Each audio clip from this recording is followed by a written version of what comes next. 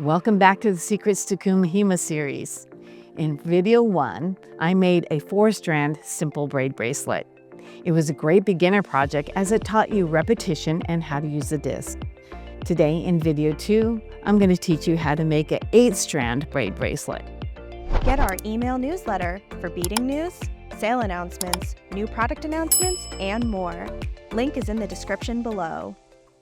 Look at this beautiful bracelet. I've used the 1mm satin ink cord, and I have to say it's one of my favorite cords to use for Kumihimo. The cord creates a very nice tight weave, and it's also very economical.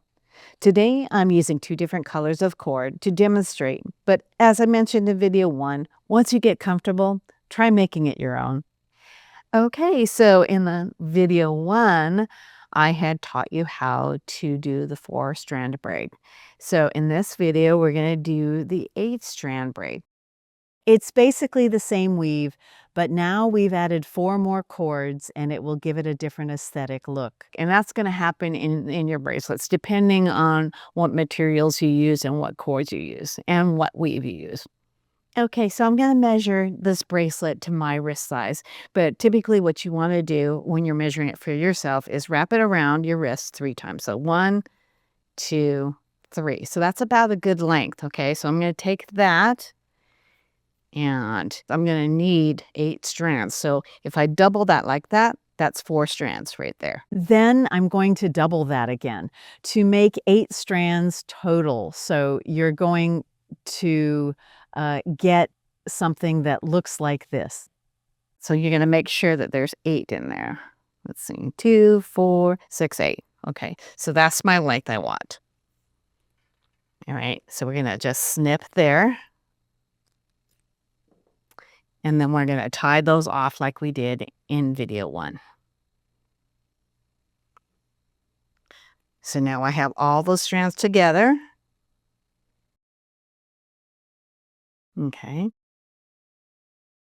And I have, again, a 4-inch piece of fire line. I'm going to put that through the loop, and we're going to tie this off. And I'm going to tie it off by first doing an overhand knot.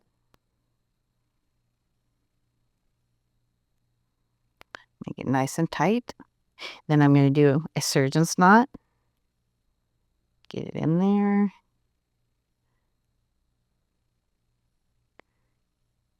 There we go. Tight, tight. Okay.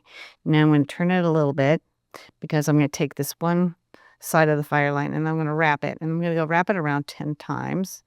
And why I'm doing this is because I want it nice and tight and I don't want that knot to move, because that's going to be like the center point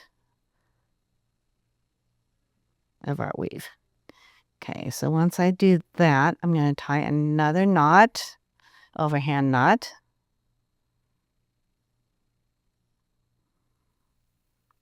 There we go. I'm going to tie another surgeon's knot.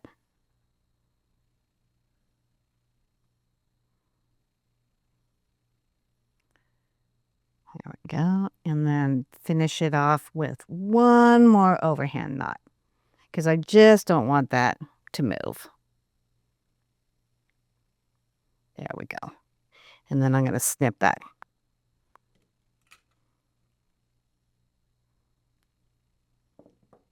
Okay. Now we're going to put it in our Kumihimo wheel. Okay, so I put my strings on, but I wanted to show you that I have my weight here, and I'm actually holding the weight in between my 2 fingers here. And that's going to help keep my string centered and nice and tight while I'm doing the weave. All right. So as you can see, I have 2 of the yellows here and 2 at the bottom, 2 yellows, and the grays are on both sides. So I'm going to start by taking yellow 17 from the bottom up to the top, taking the top right yellow and going down to 15. Okay. Now we're going to do a quarter turn. So quarter turn, now we have east and then at the top and north on the slide. But I don't want you to get hung up on that or the numbers, because they're just there to help get you started. You're going to start having muscle memory, and you'll see what I mean as we go, because as we keep rotating, the numbers and the letters are going to change. Okay, so again, bottom to top, top to bottom, quarter turn. Bottom to top, top to bottom, quarter turn. Bottom, top, quarter turn. Bottom, top, quarter turn. So as you can see, look where my strings are in the numbers. They are completely different from where I started. That's why I didn't want you to get hung up on where you have to place the cord in what number. It's basically where we're putting the cords next to each other.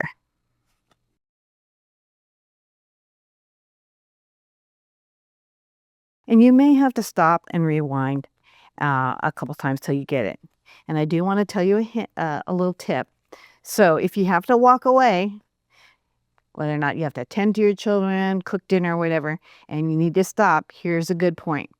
If you are in this pattern right now and you have the 2 and 2 and 2 and 2, it's really hard to tell where you left off. You can tell by the last cord that's overlapping, but I'm going to show you a trick. If you actually start a next rotation and then put it down. So you see that there's 3 cords here, 1 here. If you come back to the Kumihimo desk, guess what? You're going to look exactly right here and go, oh, I need to start here.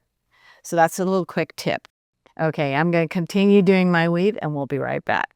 All right, you can see actually the little braid that's forming in there, and we're on our way. It's making a nice little tight pattern. As you can see, I'm not using the huggy spools in this one. That's because the cords are not that long. In video 1, I did use them because the cords were like 72 inches long, and it kept them from, getting tangled up. But these are short enough to where it's easy to work with. Okay, I'm going to continue doing my weave, and we'll be right back. All right. As we continue, I'm noticing a little bit of fraying on my thread going here. So I think after a couple passes, I'm going to tie this off because we're actually at a good point of my size. So I think we're going to stop it right there. And we have a really nice braid. And you can see it goes around my wrist, and it doesn't go completely, but that's okay because we're going to add a chain to it. So at this point, I'm going to take him off the wheel or the disc.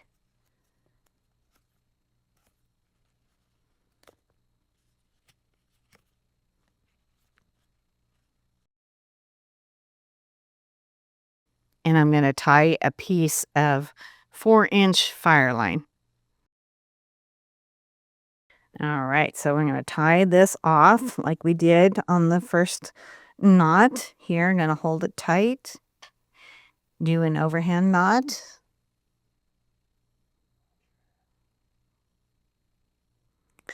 Get my strings here so that I can grab it. There we go. And do it really tight for the first one. And then we're going to do a surgeon's knot. Doopy-doo. There we go. 1, 2. And the surgeon's knot. And then we're going to wrap around 10 times or around that. Just so we have enough of that cord to hold so it doesn't move.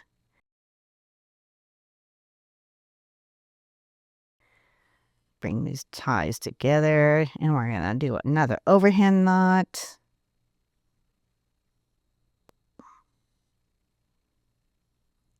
Oops, get in there. And then a surgeon, oops, it slipped. Come on, do what I want to do.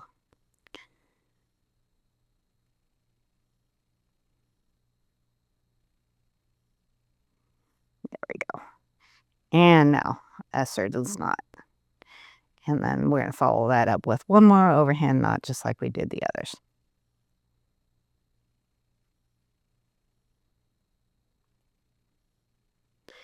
And then one more knot for safety measures.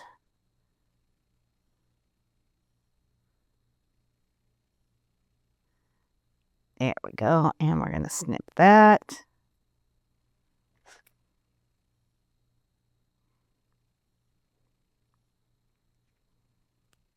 There we go. And then we're going to be ready for the next step to trim and put on our bead cap. Okay, as you can see, I'm starting to finish my bracelet here. I've attached a cord end with an eye pin, and I'm going to show you how to do that on this hand. But I wanted to show you that I've added a little piece, about 4 inches of curb chain. That's going to make my bracelet adjustable. So here we are at our end that's tied off, and I'm going to cut. Okay, and then we're going to use some E6000 premium glue. And I'm going to put a little in the tray here. We don't need a whole lot. And this E6000 premium is great because it dries really quick. So I'm going to take some, put it on the end of my bracelet here. I'm going to take my eye pin and I'm going to use the help of my pliers. It's going to go in through the cords. As you can see right here. And it's going to catch on inside there to those cords. Okay, so that's going to help. It's not going to go anywhere. Now we're going to put our cord end on top of the glue. And we're going to let that dry. And we'll be back. Okay, so now that it's dry, I'm going to make a double loop and I'm going to attach my clasp.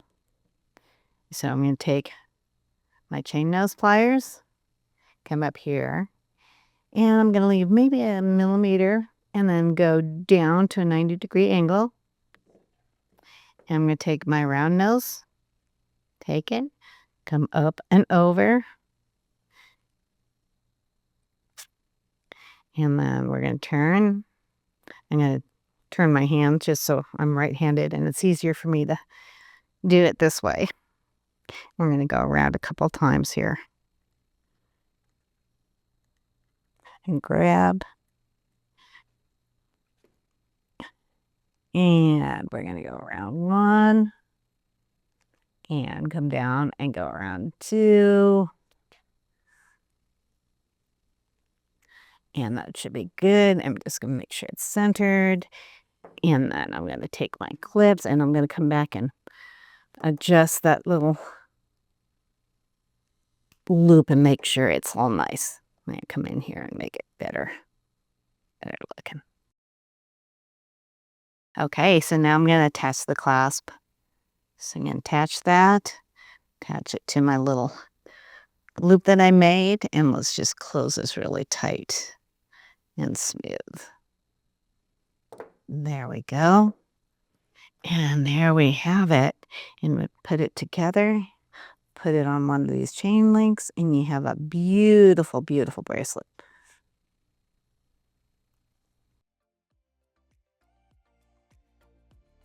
Yay, you got the basics down.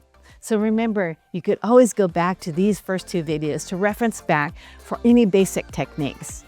I can't wait for you to join me in video 3, where I incorporate seed beads and pearls to make this beautiful 8-braid bracelet. See you in the next video. Don't forget to like, share, and subscribe, and sign up for our email newsletter.